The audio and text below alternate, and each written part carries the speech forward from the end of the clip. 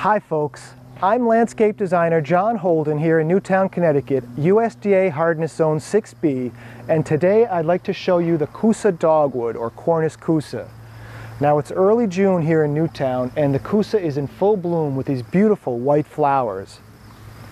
The flowers are going to persist for about 2 to 3 weeks, and I really like the fact that we've got a tree here in full bloom that's after all the rhododendrons and azaleas have flowered, but before most of your summer perennials have kicked into full gear. I like to use Kousa dogwoods in several different spots in the landscape. The kousa you're seeing here is planted at the end of a sidewalk to kind of give some scale to the landscape and make you not feel like you're walking in the middle of a wide open space.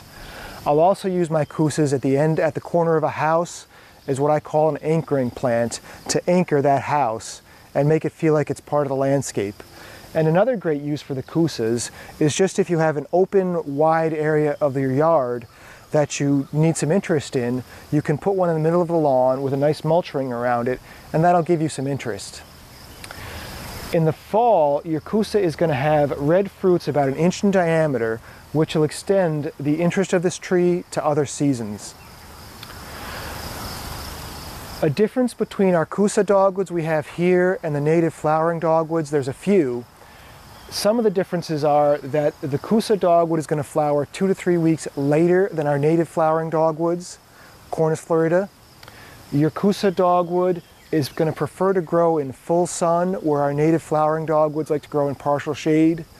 And the biggest difference for me is that the Kousa dogwoods don't have trouble with the anthracnose disease that affects many of the flowering dogwoods, so they're going to have a much cleaner foliage and cleaner look to them than the native flowering dogwoods. Bark, as it matures, the bark is going to start to exfoliate and expose different colors of browns and some silver and gray in there, and that's another feature that's going to add some interest for this tree through the year. Here's a view of your Kousa dogwood from afar, and that's pretty much going to give you the overall habit of the tree.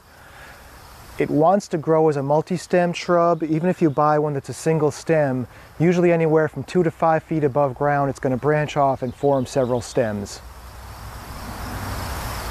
Ultimately, the Kousa dogwood is going to grow to be about 20 to 25 feet tall.